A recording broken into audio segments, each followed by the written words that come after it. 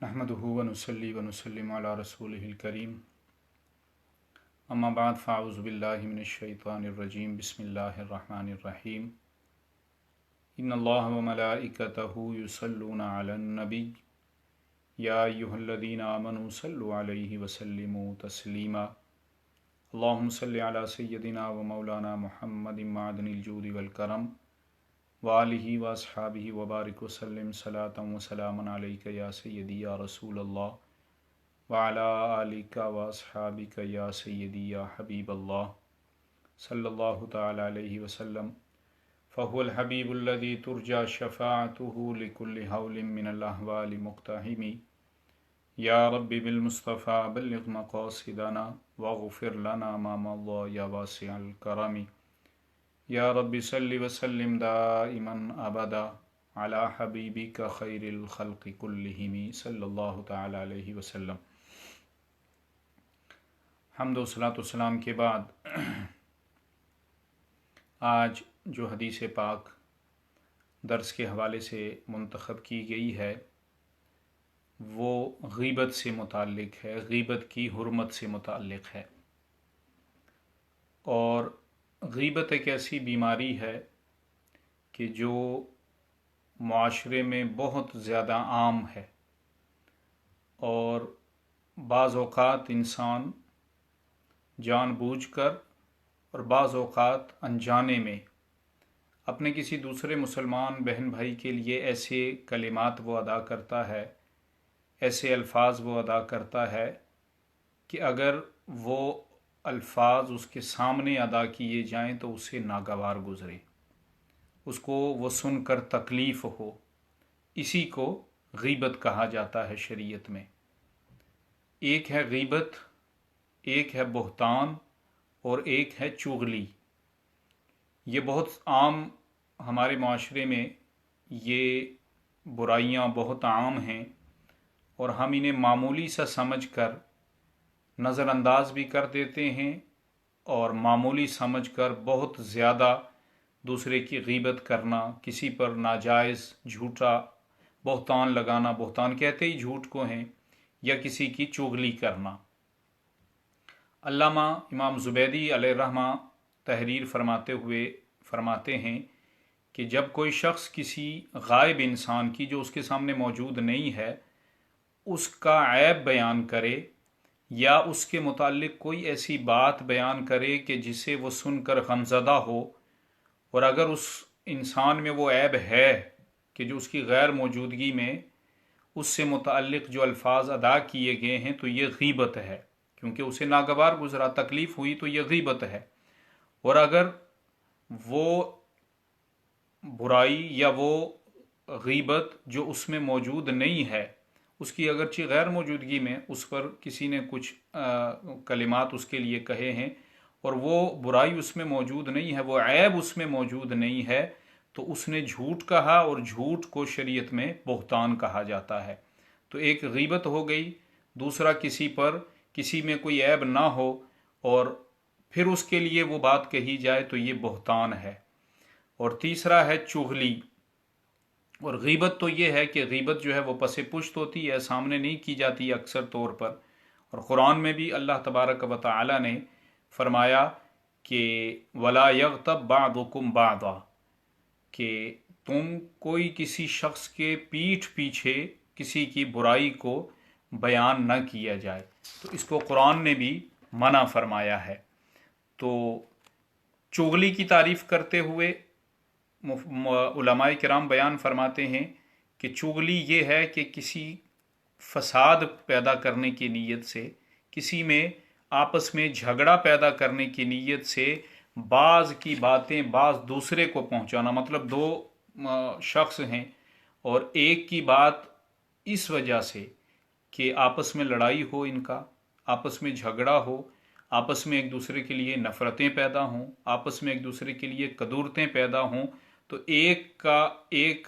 کی بات دوسرے تک پہنچانا اس نیت سے کہ لڑائی جھگڑا اور فساد پیدا ہو، اس کو شریعت میں چغلی کہا جاتا ہے۔ تو چاہے وہ غیبت ہو، کسی کا عیب بیان کرنا ہو، کسی پر جھوٹا الزام لگانا ہو بہتان کی صورت میں، یا فساد پیدا کرنے کے لیے چغلی ہم کریں، یہ تینوں عمل اسلام میں انتہائی ناپسندیدہ عمل ہے۔ اس سے ہمیں اپنے آپ کو بچانا چاہیے۔ حدیث پاک حضرت سیدنا ابو ہریرہ رضی اللہ تعالیٰ عنہ جو امام مسلم نے مسلم شریف میں بیان کی ہے، آپ فرماتے ہیں کہ نبی پاک علیہ الصلوۃ والسلام نے ارشاد فرمایا، کیا تم جانتے ہو کہ غیبت کیا ہے؟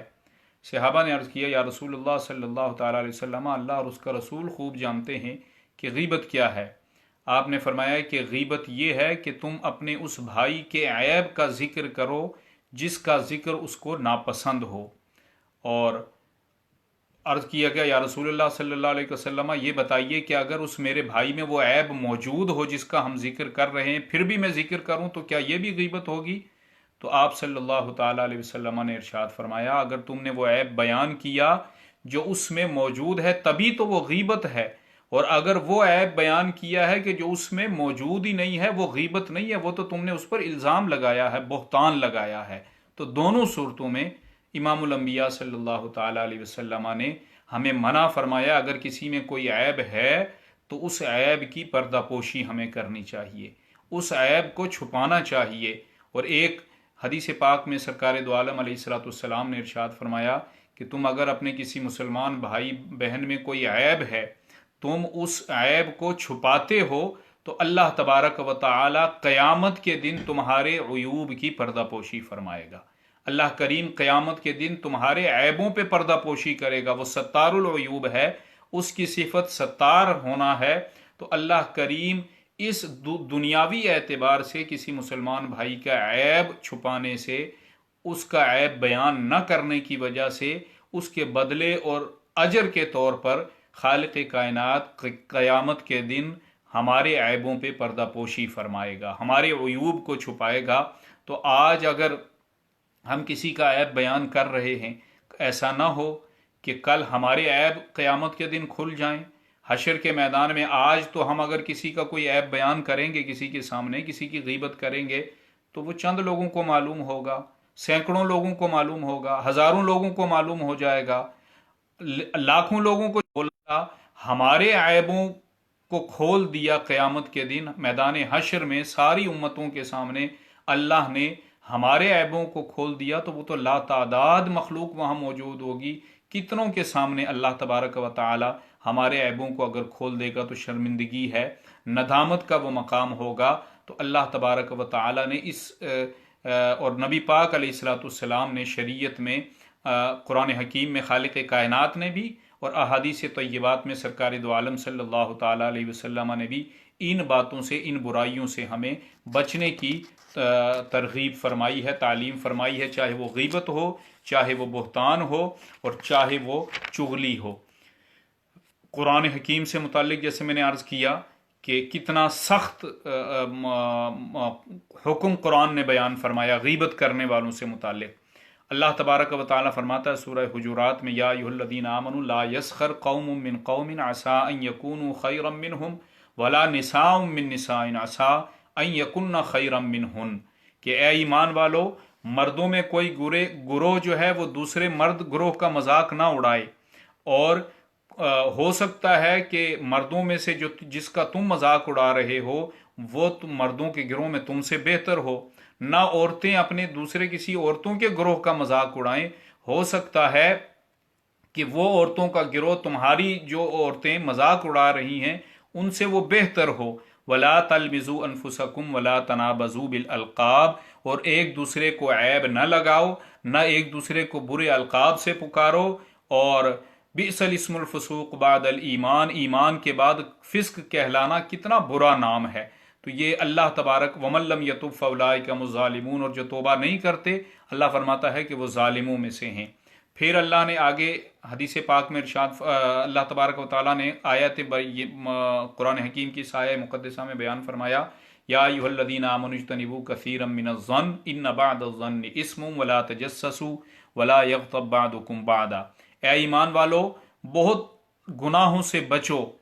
اور بے شک بعض گمان جو ہیں، وہ ہمارا جو گمان ہوتا ہے دوسرے کے بارے میں وہ بھی گناہ تک ہوتا ہے، اور کسی کی جستجو نہ کرو، کسی کی ٹونے میں نہ لگے رہو، کسی کے عیبوں کو تلاش کرنے میں نہ لگے رہو، نہ ایک دوسرے کی غیبت کیا کرو۔ کیا تم میں سے کوئی شخص یہ چاہتا ہے، اللہ فرماتا ہے کہ ایحب احدکم ان یاکل لحم اخیہ میتا فکرہتموہ، کیا تم میں سے کوئی یہ پسند کرتا ہے کہ اپنے مردہ بھائی کا گوشت کھائے؟ یعنی غیبت کرنا، کسی کی ٹو میں لگا رہنا، کسی کی برائی کو بیان کرنا، کسی کو تکلیف دینا، اللہ کے مقدس کلام میں یہ ارشاد فرمایا گیا کہ وہ ایسے ہے کہ جس طرح تم اپنے مردار بھائی کا گوشت کھا رہے ہو۔ یعنی کہ مردار کا گوشت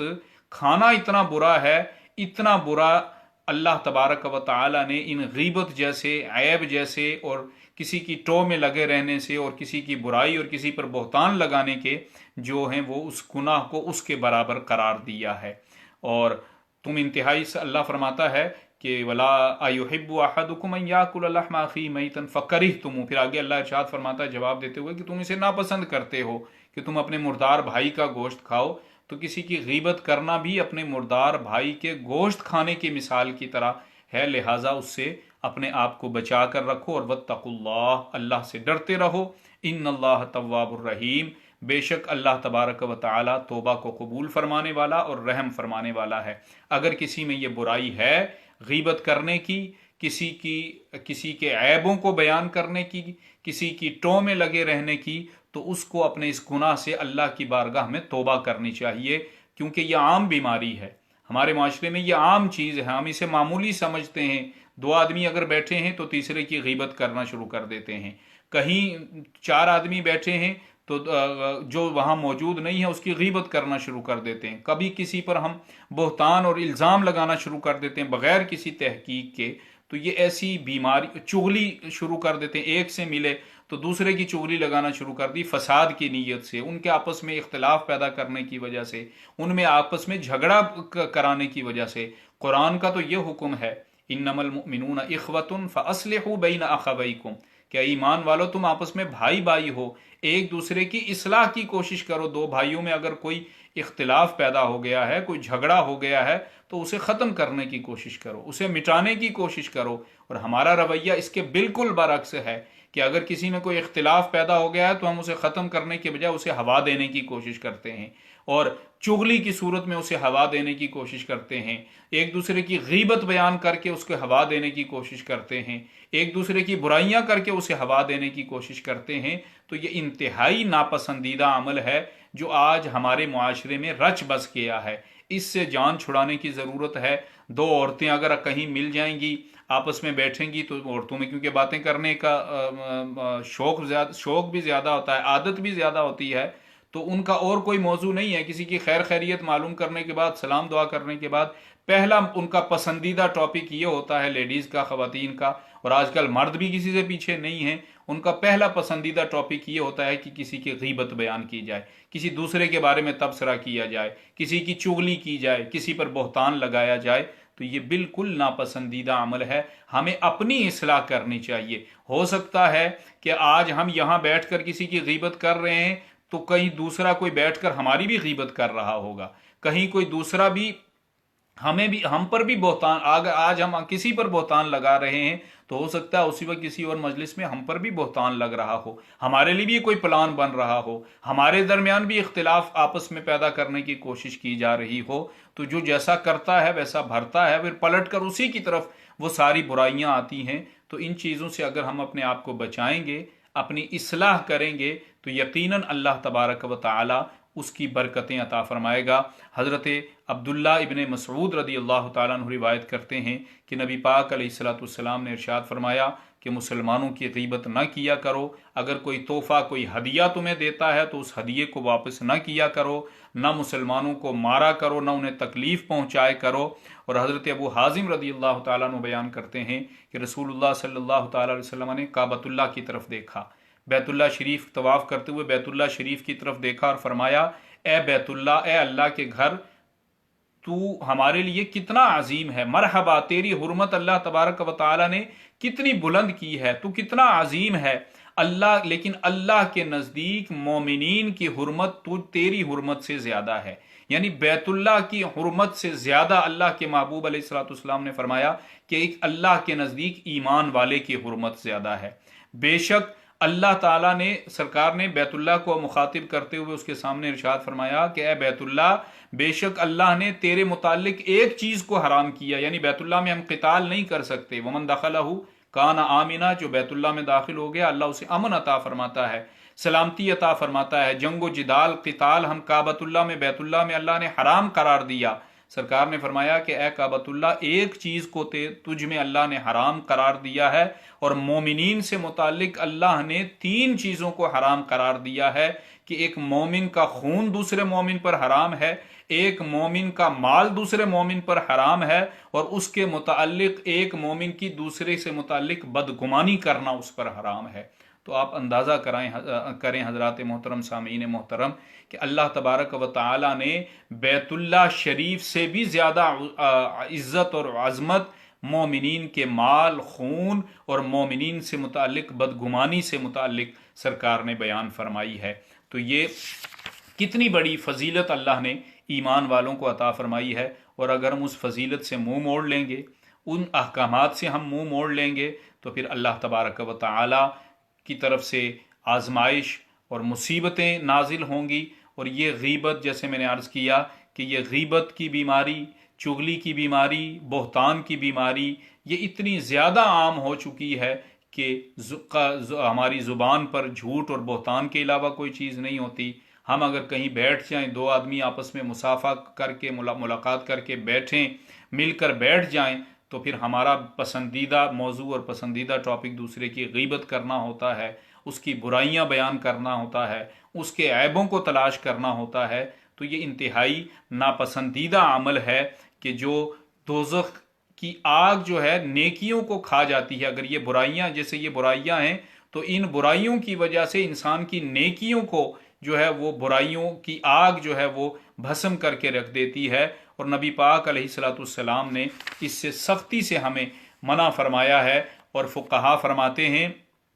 کہ پس پشت کسی کا، جیسے میں نے ذکر کیا کہ عیب کرنا یہ غیبت ہے، حضرت امام حسن بصری رحمۃ اللہ تعالی علیہ فرماتے ہیں کہ غیبت کی 3 قسمیں ہیں، اور ان تینوں کا ذکر اللہ نے قرآن میں بیان فرمایا۔ ایک وہ کہ غیبت جو اپنے بھائی کے متعلق تم وہ کہو، عیب بیان کرو جو اس میں موجود ہے، پھر بھی اس کو ناگوار گزرے، ناپسندیدہ ہو، تو یہ غیبت ہے۔ ایک ہے عفق، ہے کہ تم اپنے کسی بھائی کی متعلق سنی سنائی بات پر یقین کر لو، کسی دوسرے نے فساد پھیلانے کی نیت سے کہا اور تم نے اس پر یقین کر لیا۔ اور تیسرا بہتان ہے، وہ عیب اپنے بھائی میں، ایمان والے میں، کہ جو اس میں موجود نہیں ہے، وہ تم اس پر لگاؤ۔ تو یہ تینوں چیزیں اللہ نے قرآن حکیم میں بیان فرمایا، اور اللہ کے حبیب علیہ الصلوۃ والسلام نے بھی ان تینوں چیزوں سے اور تمام معاشرتی برائیوں سے ہمیں بچنے کا حکم ارشاد فرمایا ہے، چاہے وہ غیبت کی صورت میں ہو، چاہے وہ چغلی کی صورت میں ہو، چاہے وہ بہتان کی صورت میں ہو، یا کسی اور صورت میں ہو۔ وہ تمام برائیاں جو ہماری نیکیوں کو ضائع کر دیتی ہیں، اللہ نے اور اس کے پیارے حبیب علیہ الصلوۃ والسلام نے ان برائیوں سے ہمیں بچنے کی توفیق عطا فرمائی ہے،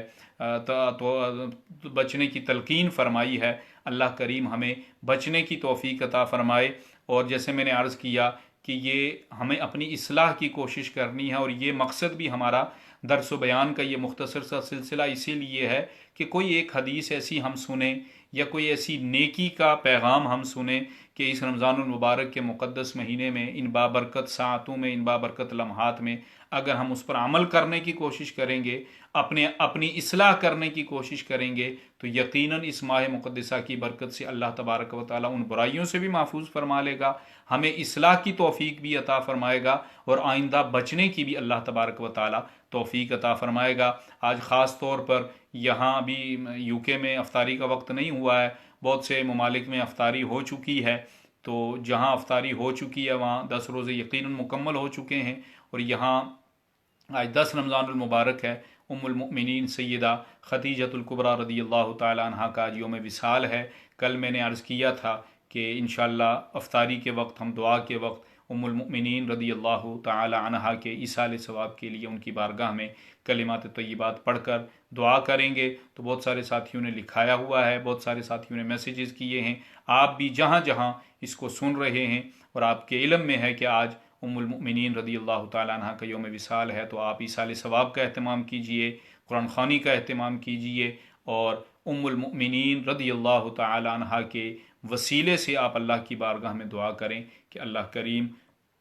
نبی پاک علیہ الصلاۃ والسلام کی امت پر رحم فرمائے اور اللہ کریم ہمارے گناہوں کو معاف فرمائے، رب تعالی ہم سب کی نیکیوں کو اپنی بارگاہ میں قبول فرمائے۔ ماشاءاللہ بہت سارے ہمارے ساتھی جاوید بھائی حیدرآباد سے دیکھ رہے ہیں، یونس بھائی بھی ماشاءاللہ پاکستان میں موجود ہیں، محبوب صاحب حیدرآباد سے دیکھ رہے ہیں، اور بہت سارے ساتھی ہمارے جو ہمیں سن رہے ہیں۔ اللہ کریم سب کو صحت و عافیت اور سلامتی عطا فرمائے، سب پر اپنا خصوصی رحم و کرم نازل فرمائے، اور اللہ کریم ہمارے ان اعمال کو اپنی